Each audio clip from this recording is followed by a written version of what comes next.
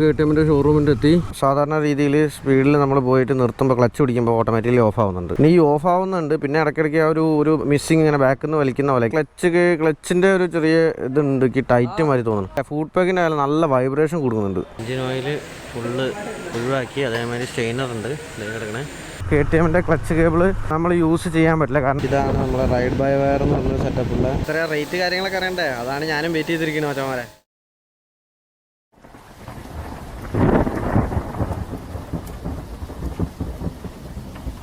Hello friends, welcome to മോഡോ yes guys. ഇന്നത്തെ video എന്ന് വെച്ച് കഴിഞ്ഞാൽ നമ്മളെ മച്ചാന തേർഡ് സർവീസിലേക്ക് കയറ്റാൻ പോവുകയാണ്. സർവീസ് ബുക്ക് ചെയ്താൽ കോഴിക്കോട് തന്നെയാണ് സർവീസ് ചെയ്യുന്നത്. ഫസ്റ്റ് ബുക്കിംഗ് എങ്ങനെ നമുക്ക് തരാം എന്ന് പറഞ്ഞു. വണ്ടി ആകെ അലമ്പാണ്, എന്തായാലും സർവീസ് ചെയ്യില്ല. അപ്പോൾ ഞാൻ കഴുകിയിട്ടൊന്നുമില്ല. ഇന്നലെ ചെറിയൊരു മഴയൊക്കെ കിട്ടി, ആകെ ചളിയൊക്കെ ആയിരുന്നു വണ്ടീൻ്റെ മേലെ. അപ്പോൾ മറ്റേ വിട്ടാലോ ചെക്കി ആള് പുറത്ത് ചാടാൻ നിൽക്കണം അധികം. ഇപ്പോൾ വിടാം മച്ചന്മാരെ. ഇപ്പോൾ 10,789 കിലോമീറ്റർ ഓടിയിട്ടുണ്ട്, അതായത് 11 അടുപ്പിച്ച് ഓടിയിട്ടുണ്ട്. അപ്പോൾ നമ്മൾ തേർഡ് സർവീസ് ചെയ്യാമെന്ന് വിചാരിക്കുക. വണ്ടിക്ക് കുറേ പ്രശ്നങ്ങളുണ്ട്. കുറച്ച് ദിവസമായി ഞാൻ അതിനെ റെക്ടിഫൈ ചെയ്യണമെന്ന് വിചാരിച്ച് നിൽക്കുകയാണ്. അപ്പോൾ മച്ചന്മാരെ ഇന്ന് നമ്മൾ വണ്ടീനെ കുട്ടപ്പനാക്കും. കുറേ കാര്യങ്ങളുണ്ട് ചെയ്യാൻ. നമുക്ക് പറ്റാത്ത വീഡിയോ കാര്യങ്ങളൊക്കെ എടുക്കാം. അപ്പോൾ കോവിഡിൻ്റെ കാര്യം കുറച്ചും കൂടി ഒന്ന് ടൈറ്റ് ആയിട്ടുണ്ട്, നമുക്ക് കുറച്ചും കൂടി ശ്രദ്ധിക്കേണ്ടതാണ്. അപ്പം നേരെ നമുക്ക് KTMന്റെ ഷോറൂമിൽ കാണാം. അങ്ങനെ മച്ചന്മാരെ നമ്മൾ KTMന്റെ ഷോറൂമിൻ്റെ എത്തി. ഫസ്റ്റ് സർവീസ് നമ്മളെ വണ്ടിയാണെന്നാണ് പറഞ്ഞത്. As per the Covid protocol പേരും നമ്പറൊക്കെ എഴുതിക്കണമെന്നാണ് പറഞ്ഞത്. സാധാരണ രീതിയിൽ സ്പീഡിൽ നമ്മൾ പോയിട്ട് നിർത്തുമ്പോൾ ക്ലച്ച് പിടിക്കുമ്പോൾ ഓട്ടോമാറ്റിക്കലി ഓഫ് ആവുന്നുണ്ട്. പിന്നെ ഹാൻഡിൽ ബാർ ബെൻഡ് ഉണ്ട്, വീണിട്ട് എന്താ ഒരു സൈഡ് ടയറിൻ്റെ ഒരു സൈഡ് മാത്രം ചെയ്യുന്നുണ്ട്. എന്താ ഈ സൈഡ് മാത്രം ചെയ്യുന്നുണ്ട്, ഈ സൈഡ് ചെയ്യുന്നില്ല. ഒന്നില്ലെങ്കിൽ ഫോർക്ക് ഓയിൽ കുറവുണ്ടാവും, അതല്ലാന്നുണ്ടെങ്കിൽ വീൽ അലൈൻമെൻറ്റ് ചെയ്യേണ്ടി വരും. പിന്നെ ചെയിനിൻ്റെ ഒരു ഭയങ്കര ഒച്ച ഉണ്ടാക്കി തോന്നുന്നു. ചെയിൻ സോക്കറ്റും മാറ്റാനായിരിക്കുന്നെന്ന് തോന്നുന്നു. ഔട്ടായിട്ടുണ്ടെന്ന് പറഞ്ഞു. ഇനി ഈ ഓഫ് ആവുന്നുണ്ട്, പിന്നെ ഇടയ്ക്കിടയ്ക്ക് ആ ഒരു മിസ്സിങ് ഇങ്ങനെ ബാക്കിൽ നിന്ന് വലിക്കുന്ന പോലെ. ബാഷ് പ്ലേറ്റ് അടി തട്ടിയിട്ട് ഒന്ന് കയറിയിട്ടുണ്ട്. അത് വിതരണം അറിയാം, എല്ലാ വട്ടം നടക്കുന്ന അതേ സംഭവം തന്നെ. പിന്നെ ബ്രേക്കും ഒന്ന് നോക്കി ചെക്ക് ചെയ്യണം എന്താ അവസ്ഥ എന്നുള്ളത്.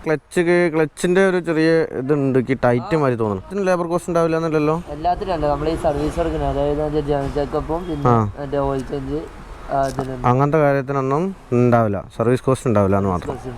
ഇനി ഉള്ളതെല്ലാം 1000 രൂപേൻ്റെ മുകളിൽ 1000 രൂപയുടെ വരുന്നത് സർവീസ് കോസ്റ്റ് മാത്രമായിട്ട്. സർവീസ് കോസ്റ്റ് മാത്രം. ഇപ്പം വാങ്ങുന്നതെന്ന് പറഞ്ഞാൽ ഓയിൽ ഫിൽറ്ററിൻ്റെ എമൗണ്ട്, പിന്നെ മാറ്റുന്നതിൻ്റെ എമൗണ്ടും ചെയിൻ ലൂബിൻ്റെ എമൗണ്ടും ഉണ്ടാവില്ല. പിന്നെ ഇപ്പോൾ ഹാൻഡിൽ ബാറൊക്കെ മാറ്റുകയാണെങ്കിൽ എക്സ്ട്രാ അത് ഇടുമോ? പിന്നെ അത് വരും. എന്തെന്നാണ് ടോട്ടലിക്ക് ഈ എഞ്ചിൻ്റെ ഈ ഇതില്ലേ താഴെ ഫുഡ് പാക്കിനായാലും നല്ല വൈബ്രേഷൻ കൊടുക്കുന്നുണ്ട്. അതെന്തുകൊണ്ടായിരിക്കും? രണ്ടും ഗീറിൻ്റെ ഉണ്ടായിട്ടുണ്ട്. അത് ക്ലച്ച് സംബന്ധമാണോ എന്നറിയില്ല, മേ ബി ആയിരിക്കാം. അത്രേ ഉള്ളൂ, വേറെ കുഴപ്പമൊന്നായിട്ട് ഇതുവരെ ഫീൽ ചെയ്തിട്ടൊന്നുമില്ല. Everything fine. യെസ്. ഓ എന്തായാലും അങ്ങനെ നമ്മൾ സർവീസ് സെക്ഷനിലേക്ക് കയറിയിരിക്കുന്നു. Hi my dear boss, how are you? അങ്ങനെ നമ്മളെ വണ്ടി സർവീസിന് കയറ്റിയിട്ടുണ്ട്. നമ്മൾ ഡാഷ് ലൈറ്റ് കൂടിയുണ്ട്, ഹൈറ്റ് കൂടി വണ്ടിക്ക്. നമ്മൾ എൻജിൻ ഓയിൽ ഫുള്ള് ഒഴിവാക്കി, അതേമാതിരി സ്റ്റെയിനർ ഉണ്ട് കിടക്കണേ, അത് ക്ലീൻ ചെയ്തു. അപ്പം കഴിഞ്ഞിട്ട് എങ്ങനെ ഊരിയെന്നുള്ള വീഡിയോ ഫുള്ള് ഞാൻ ഇട്ടിട്ടുണ്ട്. സെക്കൻഡ് സർവീസ് ഉണ്ട്, അപ്പോൾ ഞാൻ ഫുൾ ഡീറ്റെയിൽ ആയിട്ടുള്ള വീഡിയോ എടുക്കുന്നില്ല. അത് കാണാത്തവരുണ്ടെന്നുണ്ട് ഐക്കാർഡിൽ പോയി കഴിഞ്ഞാൽ സെക്കൻഡ് സർവീസിൻ്റെ വീഡിയോയിൽ പോയി കഴിഞ്ഞാൽ ഫുൾ ഡീറ്റെയിൽ ആയിട്ട് എങ്ങനെ നമ്മൾ ഇത് ഊരുന്നു, എങ്ങനെയാണ് ചെയ്യുന്നത്, എങ്ങനെ ക്ലീൻ ചെയ്യുന്നത് എന്നുള്ള എല്ലാ വീഡിയോസും ഞാൻ പറഞ്ഞിട്ടുണ്ട്. അപ്പോൾ ഞാനിത് ജസ്റ്റ് ചെറിയ കാര്യങ്ങൾ എന്തൊക്കെയാണ് ചെയ്തതെന്ന് മാത്രമേ അറിയിക്കുന്നുള്ളൂ. തേർഡ് സർവീസിൽ ബൈക്കിന് വേണ്ട ചോര റെഡ് കളർ എഞ്ചിൻ ഓയിൽ മോട്ടോറിൻ്റെ 1.7 ലിറ്ററുണ്ട്. എഞ്ചിൻ ഓയിൽ കൊണ്ട് 1455 രൂപ. ഡ്യൂട്ടികളുടെ 10W50 നമ്മുടെ എഞ്ചിൻ ഓയിൽ അഡ്വഞ്ചറിൻ്റെ. അങ്ങനെ മച്ചന്മാരെ ഇവിടുത്തെ സർവീസ് മാനേജറിൻ്റെ വണ്ടി നമ്മൾ എടുക്കുകയാണ്. ചങ്ക് ബ്രോയാണ്, നമ്മളൊരുപാട് ഹെൽപ്പ് ചെയ്തിട്ടൊക്കെ ഉണ്ട്. അപ്പോൾ നമ്മൾ ആക്ച്വലി പോകുന്നത് ക്ലച്ച് കേബിൾ വാങ്ങാൻ വേണ്ടിയിട്ടാണ്. KTMന്റെ ക്ലച്ച് കേബിൾ നമ്മൾ യൂസ് ചെയ്യാൻ പറ്റില്ല, കാരണം നമ്മൾ ഹാൻഡിൽ ബാർ റേസേഴ്സ് യൂസ് ചെയ്യുന്നതുകൊണ്ട്. നമ്മളിവിടെ യൂസ് ചെയ്യുന്നത് ഏതാണെന്ന് വെച്ച് കഴിഞ്ഞാൽ അവഞ്ചറിൻ്റെ ക്ലച്ച് കേബിളാണ്. അപ്പോൾ ഞാനിപ്പോൾ യൂസ് ചെയ്യുന്നത് അവഞ്ചറിൻ്റെ ഏറ്റവും വലിയ മോഡൽ, അതായത് ഏറ്റവും നീളം കൂടിയ ക്ലച്ച് കേബിൾ. അത്ര വേണ്ട ആവശ്യമില്ല, നമുക്ക് എക്സ്ട്രാ ആണ്. അത് ഏകദേശം 2 ഇഞ്ച് റേസ് ചെയ്യുന്ന ആൾക്കാർക്കൊക്കെ യൂസ്ഫുൾ ആയിട്ടുള്ള സാധനം. എനിക്ക് 1 ഇഞ്ച് ധാരാളമാണ്. എൻ്റെ ഹൈറ്റിന്, ഞാൻ വലിയ ഹൈറ്റില്ലാത്ത മനുഷ്യനായതുകൊണ്ട് ഞാൻ 179 സെൻറ്റിമീറ്റേഴ്സ് ഉള്ളത്, 169 സെൻറ്റിമീറ്റേഴ്സ് ഉള്ളത്. അപ്പോൾ മനുഷ്യന്മാരെ നടക്കാനുള്ള വിൻസിൻ്റെ ഷോറൂമാണ് ഇതൊക്കെ. അവിടെ ഉണ്ടാവും, നമുക്ക് എല്ലാ ആക്സറീസും കിട്ടും, ബജാജിൻ്റെ എല്ലാ സാധനങ്ങളും കിട്ടും. അപ്പോൾ നമുക്ക് അവഞ്ചറിൻ്റെ ക്ലച്ച് കേബിൾ വാങ്ങിച്ചിട്ട് വരാം. ബജാജിൻ്റെ സ്ഥലം. ചേട്ടാ അവഞ്ചറിൻ്റെ ക്ലച്ച് കേബിൾ ഉണ്ടോ? എത്ര ടൈപ്പ് അവഞ്ചറിൻ്റെ വരുന്നുണ്ട്? 2 ടൈപ്പ് വരുന്നത്. അതിൽ ഏറ്റവും സാധാരണത്തെ മതി. നീളം കൂടിയത് ഞാൻ യൂസ് ചെയ്തപ്പോൾ കുറച്ചും കൂടി ഭയങ്കര എക്സ്റ്റൻഡാ വലുതാണ്. ഇപ്പം കേബിൾ എടുക്കാൻ പോയിട്ടുണ്ട് ചേട്ടൻ, വെയിറ്റ് ചെയ്യാം. അങ്ങനെ നമ്മൾ ക്ലച്ച് കേബിൾ കിട്ടിയിരിക്കുന്നത് ഇതിന് റേറ്റ് 152 രൂപ. 150 രൂപ എടുത്തു, 100 രൂപ ഡിസ്കൗണ്ട്. താങ്ക്സ്. അങ്ങനെ ഗൈസ് നമുക്ക് ക്ലച്ച് കേബിൾ കിട്ടിയിട്ടുണ്ട്. നെക്സ്റ്റ് ബാഗിൽ എടുത്തേക്കാം. നമ്മളിനി നേരെ ഷോറൂമിലേക്ക്. അപ്പോൾ നടക്കാവ് ഫുൾ തിരക്കായി വന്നു ഗൈസ്. ഫുൾ തിരക്ക് വെച്ചാൽ ഫുൾ തിരക്ക്. അമ്മമ്മോ, ഇവിടുന്ന് എല്ലായിടത്തുനിന്നും വണ്ടി. ഓ മാൻ, പിന്നെ എല്ലാവരും കുത്തിക്കയറ്റേണ്ട ടീംസ് ഇൻക്ലൂഡിങ് മീ.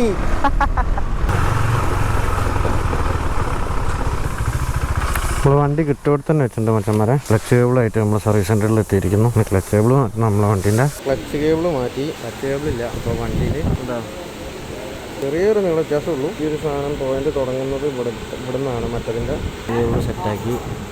മറ്റതിന് ഏകദേശം ഞാൻ നല്ല ബെൻഡുണ്ടായിട്ട് ഇതിൻ്റെ മേലെ എപ്പോഴും തട്ടുണ്ടായിരുന്നു. മറ്റേ ടാങ്ക് വന്നിട്ട് നമ്മൾ സ്പാർക്ക് പ്ലഗ്. ഞാനൊരു മിസ്സിങ്ങിൻ്റെ ഒരു കാര്യം പറഞ്ഞിട്ടുണ്ടായിരുന്നു. സ്പാർക്ക് പ്ലഗ് ഊരിയിട്ട് നോക്കണം സ്പാർക്കിൽ എന്തെങ്കിലും കുഴപ്പമുണ്ടോ എന്നുള്ളത്. പിന്നെ അതേമാതിരി നമുക്ക് കൂളൻ്റ് കുറവുണ്ടായിരുന്നു. കൂളൻ്റ് ടോപ്പപ്പ് ചെയ്തു. ഉള്ളിലാണ് സ്പാർക്ക് പ്ലഗ് ഉള്ളത്. കൂടെ അവിടെ എത്തി സ്പാർക്ക് പ്ലഗ് ഉള്ളത്. ടാങ്ക് ഊരിയാൽ മാത്രമേ നമുക്ക് അഡ്വഞ്ചറിൻ്റെ സ്പാർക്ക് പ്ലഗ് ഊരാൻ പറ്റുള്ളൂ. അതാണ് ഏറ്റവും വലിയ സീന്. അതാണ് നമ്മളെ പഴയ സ്പാർക്ക് പ്ലഗ്. ബ്ലാക്കിഷ് ആയിട്ടുണ്ട് സ്പാർക്ക് പ്ലഗ്. അപ്പോൾ അതുകൊണ്ട് നമ്മൾ പുതിയ സ്പാർക്ക് പ്ലഗ് എന്തായാലും 390 അഡ്വഞ്ചറിൻ്റെ വിങ്ങാണ് ഒന്നതും സ്പാർക്ക് പ്ലഗ് മാറ്റി നമ്മൾ ടാങ്ക് തിരിച്ച് ഫിറ്റ് ചെയ്യുക എന്നുള്ളതാണ് പ്രോസസ്സ്. അങ്ങനെ നമ്മൾ ഫിൽറ്റർ എടുത്തു. അപ്പോൾ വലിയ കുഴപ്പമൊന്നുമില്ല. എയർ ഫിൽറ്റർ ക്ലീൻ ചെയ്തിട്ടാണ്. അപ്പോൾ വലിയ കുഴപ്പമില്ലാത്ത പക്ഷം നമുക്ക് ക്ലീൻ ചെയ്ത് തന്നെ ഇട്ടാൽ മതി എന്നാണ് പറഞ്ഞത്. നമ്മൾ സെക്കൻഡ് സർവീസിൽ മാറ്റിയാണ്. വലിയ കുഴപ്പങ്ങളൊന്നും കാണാനില്ല. വീഡിയോയിൽ പറഞ്ഞിട്ടുണ്ടായിരുന്നു ഇതിൻ്റെ ഫിൽറ്റർ ഊരാനും ഇടാനും സുഖമാണ്. കാരണം സീറ്റ് പൊന്തിച്ചാൽ തന്നെ ഈ 6 ബോൾട്ട് ഊരി കഴിഞ്ഞാൽ നമുക്ക് ഫിൽറ്റർ ഊരി ക്ലീൻ ചെയ്യാൻ പറ്റും. മറ്റു വണ്ടികളെയൊക്കെ ഭയങ്കര ബുദ്ധിമുട്ടാണ്. അപ്പോൾ നമുക്ക് അത്രയും ബുദ്ധിമുട്ടില്ല അഡ്വഞ്ചറിന്. ഒരു വലിയൊരു കാര്യം തന്നെയാണ് നമ്മൾ ചെയ്യുന്നത്. അപ്പോൾ നമ്മളങ്ങനെ ഹാൻഡിൽ ഊരാണ്. നമ്മളെ വീണിട്ട് ഹാൻഡിൽ ബെൻഡായിട്ടുണ്ടായിരുന്നു. അപ്പോൾ ആ ബെൻഡായ ഹാൻഡിൽ നമ്മൾ ചേഞ്ച് ചെയ്യാണ്. പക്ഷേ ബെൻഡ് ഈ ഭാഗത്തുണ്ടോ എന്നുള്ള അറിയില്ല എന്ന്. കാരണം നമ്മൾ എക്സ്റ്റൻഡർ വെച്ചതുകൊണ്ട് നമുക്കൊരു കൺഫ്യൂഷൻ ഉണ്ട്. മറ്റന്മാരെ ഇതാണ് നമ്മുടെ റൈഡ് ബൈ വയർ എന്ന് പറഞ്ഞൊരു സെറ്റപ്പുള്ള ഇത് സെൻസറിലെ ചെറിയ സ്പ്രിങ് മാരത്തൊരു സെറ്റപ്പ് മാത്രമേ ഉള്ളൂ ഇവിടെ. ഇത് സെൻസ് ചെയ്തിട്ടാണ് നമുക്ക് ഇഗ്നീഷനിലേക്ക് പോകണം. നമ്മൾ ഹാൻഡിൽ ബാർ മാറ്റിയാണ്. നമുക്ക് ഹാൻഡിൽ ബാർ കിട്ടി. പുതിയ ഹാൻഡിൽ ബാർ വെച്ചുകൊണ്ടിരിക്കുകയാണ്. സർവീസിലെ മാനേജർ ഇവിടെ ബിജിത്തേട്ടൻ നമുക്ക് ഹാൻഡിൽ ബാർ ബെൻഡ് ഉണ്ടോ ബെൻഡില്ലേന്ന് എങ്ങനെ മനസ്സിലാക്കാന്നുള്ളത് പറഞ്ഞത്. ഹാൻഡിൽ ബാർ നിലത്ത് വയ്ക്കുക, അല്ലെങ്കിൽ ഒരു പ്ലെയിനായ സ്ഥലത്ത് വയ്ക്കുക. ഇവിടെ പുഷ് ചെയ്യാം. എന്താ പുഷ് ചെയ്യുമ്പോൾ വേണ്ട അവിടെ പൊന്തിയത്. ഹാൻഡിൽ ബാർ ബെൻഡ് ഇല്ലാത്തതാണെന്നുണ്ടെങ്കിൽ അവിടെ കറക്റ്റായിട്ട് നിൽക്കും. ഇതേപോലെ തന്നെ ടച്ച് ചെയ്തിട്ട് വേണ്ട ഇത് ബെൻഡ് ഉണ്ടായതുകൊണ്ടാണെന്നാണ് പറയുന്നത്. അപ്പോൾ അങ്ങനെയാണ് ഹാൻഡിൽ ബാർ ബെൻഡ് ഉണ്ടോ ബെൻഡില്ലേ നോക്കാം. നമ്മൾ ഹാൻഡിൽ ബാർ മാറ്റിയിരിക്കുന്നു. ഏകദേശം നമ്മൾ പറഞ്ഞ എല്ലാ കാര്യങ്ങളും കഴിഞ്ഞിരിക്കുന്നു. മറ്റന്മാരെ പണിയെല്ലാം കഴിഞ്ഞു. അല്ലാതെ ചില്ലറ വർക്കുകൾ ഇനി വാഷിങ് കാര്യങ്ങളേ ഉള്ളൂ. ബാക്കിയൊക്കെ പെർഫെക്റ്റ് ആയിട്ട് വണ്ടി. ഇതിന് എത്ര റേറ്റ് ഇടും എന്നുള്ളത് മാത്രമാണ് നമുക്ക് നോക്കേണ്ടത്. എന്തായാലും സ്ക്രീനിൽ കാണിക്കുന്നതായിരിക്കും എത്രയാണ് എന്നുള്ളത്, എത്ര റേറ്റ് ഉണ്ട് എന്നുള്ളത്. അപ്പോൾ വണ്ടി ഈസ് പെർഫെക്റ്റ്ലി ഓക്കെ. പിന്നെ 2-3 കുഴപ്പമെന്ന് വെച്ച് കഴിഞ്ഞാൽ റോഡിൻ്റെ കുഴപ്പം കൊണ്ടാണ് ഈ ഒരു പ്രശ്നം വരുന്നതെന്നാണ് പറയുന്നത്. ഒരു സൈഡ് മാത്രം തേയ്മാനം വരുന്നത്, അല്ലാതെ നമ്മളെ ഫോർക്കിൻ്റെ പ്രശ്നങ്ങളൊന്നുമില്ല. ഞാൻ ഫോർക്കിൻ്റെ പ്രശ്നമാണെന്നാണ് വിചാരിച്ചത്. നമ്മളെ അത്രയും അഡ്വഞ്ചറസ് ആയിട്ട് പോകുന്നതുകൊണ്ട് ഫോർക്കിൻ്റെ പ്രശ്നം കൊണ്ടാണ്. പക്ഷേ ഫോർക്കിൻ്റെ പ്രശ്നങ്ങളൊന്നുമില്ല. പക്ഷേ ഈ ഒരു സൈഡ് തേയുന്നുണ്ട്. സൈഡ് കുഴപ്പമില്ല. നമുക്ക് എന്തായാലും ടയർ കാര്യങ്ങളൊക്കെ മാറ്റേണ്ടതാണ്. അതർവൈസ് വണ്ടി കുഴപ്പമൊന്നുമില്ല, പെർഫെക്റ്റ് ആണ്. പിന്നെ ചെയിൻ്റെ ഒരു പ്രശ്നം കൊണ്ട് നമുക്ക് എന്തായാലും ചെയിനും മാറ്റേണ്ടതായിരിക്കും. ചെയിനും സോക്കറ്റും കൂടി മാറ്റേണ്ടതായിരിക്കും. അപ്പം എന്തായാലും ഇപ്പോൾ അടുത്തൊരു ഒരു 2000 കിലോമീറ്റേഴ്സിന് പ്രത്യേകിച്ച് കുഴപ്പങ്ങളൊന്നുമില്ല എന്നാണ് പറഞ്ഞത്. അപ്പോൾ 2000 കിലോമീറ്റേഴ്സ് കഴിഞ്ഞിട്ട് 12,000 നമുക്ക് ചെയിൻ സ്പോക്കറ്റും അതേമാതിരി നമുക്ക് ടയർ ഫ്രണ്ട് ടയറാണ് ഒത്തിരി സീനുള്ളത്. ഫ്രണ്ട് ടയർ മാറ്റേണ്ടി വരും. ബെറ്റർ ഇനിയൊരു 4000 കൂടി ഓടുന്നാണ് പറയണത്. വലിയ കുഴപ്പങ്ങളൊന്നുമില്ല. 4000 കിലോമീറ്ററും കൂടി ഓടുന്നാണ് പറയണത്. ഒരു 3. പിന്നെ നമ്മൾ ഓഫ് റോഡ് കാര്യങ്ങളൊക്കെ പോകുമ്പോൾ ടയേഴ്സിന് പിന്നെയും വർക്ക് കൂടുതലാണ്. അപ്പോൾ തേയ്മാനം പിന്നെയും കൂടും. അപ്പോൾ ക്ലീൻ ചെയ്ത് കഴിഞ്ഞാൽ ഒന്നും കൂടി വണ്ടി കുട്ടപ്പനാവും. പിന്നെ അല്ലാത്തുള്ള കുറച്ച് ടൈറ്റ് ബോൾട്ട് കാര്യങ്ങളൊക്കെ ടൈറ്റ് ചെയ്യുന്ന. കാരണം നമ്മൾ ഓഫ് റോഡ് പോകുന്നതുകൊണ്ട് പല കാര്യങ്ങളും ഭയങ്കര ലൂസായിരിക്കും. അപ്പോൾ അതൊക്കെ ഒന്ന് ജസ്റ്റ് ടൈറ്റ് ആക്കുന്നതാണ് എല്ലാ കാര്യങ്ങളും. ലാസ്റ്റ് നമ്മളെ വാഷിങ്ങിലെത്തി. നമ്മളെ വണ്ടി ഇതാ വാഷ് ചെയ്തുകൊണ്ടിരിക്കുന്നത്. ഉഷാറാക്കി ആകെ പൊട്ടിയൊക്കെ പിടിച്ച് ആകെ അലമ്പായിരുന്നു. അപ്പം അലമ്പൊന്ന് ഒഴിവാക്കാനും കുട്ടപ്പനാക്കാനും വേണ്ടിയിട്ട് സർവീസ് ചെയ്തു എന്ന് അറിയിക്കണമല്ലോ മഴ അങ്ങനെയാണ്. അപ്പോൾ നമ്മളൊരു ചങ്ങായനെ നമ്മൾ മീറ്റ് ചെയ്തിട്ടുണ്ട്. പീസ് കിരൺ. അപ്പം അടിപൊളി. ഇവരാൾ വയനാടുകാരനാണ്, ഇവർക്ക് അഡ്വഞ്ചർ തന്നെയാണ്. അപ്പം അഡ്വഞ്ചർ ഫാമിലിയാണ്. അപ്പോൾ വാഷ് ചെയ്ത് കുട്ടപ്പനാക്കി ബാക്കി വിശേഷങ്ങൾ അറിയാം. എത്ര റേറ്റ് കാര്യങ്ങളൊക്കെ അറിയണ്ടേ, അതാണ് ഞാനും വെയിറ്റ് ചെയ്തിരിക്കുന്നത് മച്ചന്മാരെ. ഹലോ ഗൈസ്, അങ്ങനെ സർവീസ് കഴിഞ്ഞിരിക്കുന്നു. സർവീസ് കഴിഞ്ഞു. ഇനിയിപ്പോൾ ഉള്ളത് നമുക്ക് ഇതിൻ്റെ ബില്ല് കാര്യങ്ങളാണ് ഉള്ളത്. അപ്പോൾ ഞാൻ ഹാൻഡിൽ ബാർ മാറ്റിയതിൻ്റെ അതേപോലെ ക്ലച്ച് കേബിൾ മാറ്റിയതിൻ്റെ എക്സ്ട്രാ ചാർജ് ഇട്ടിട്ടുണ്ട്, സർവീസ് ചാർജ് മാറ്റിയിട്ടുണ്ട്. അപ്പം അതിൻ്റെ റേറ്റ് കുറച്ച് ബില്ലുകളെല്ലാം ഞാൻ ഇതേ KTM ഷോറൂമിൽ ഞാനിവിടെ ഡിസ്പ്ലേ ചെയ്തിട്ടുണ്ടാവും. അപ്പോൾ ഇതാണ് നമുക്ക് തേർഡ് സർവീസിൻ്റെ ബില്ല്. ഏകദേശം 4000 സംതിങ്ങത്തോളമായി. ബാക്കി ഡീറ്റെയിൽസ് ഇതിൽ കാണാം. അപ്പോൾ മച്ചന്മാരെ അത്രയൊക്കെ ഉള്ളൂ നമുക്ക് ഇന്നത്തെ വീഡിയോ. എല്ലാവർക്കും ഇഷ്ടപ്പെട്ടു എന്ന് ചോദിക്കുന്നു. ഇഷ്ടപ്പെട്ട് കഴിഞ്ഞാൽ ലൈക്ക് ചെയ്യുക, ഷെയർ ചെയ്യുക, സബ്സ്ക്രൈബ് ചെയ്യുക, തൊട്ടടുത്തുള്ള ബെല്ലൈക്കൺ അമർത്താൻ മറക്കരുത്. അപ്പം എന്നാൽ കോഴിക്കോടുള്ള കിടൽക്കാച്ചി ട്രാഫിക്കിലേക്ക് ഞാൻ കിടക്കട്ടെ.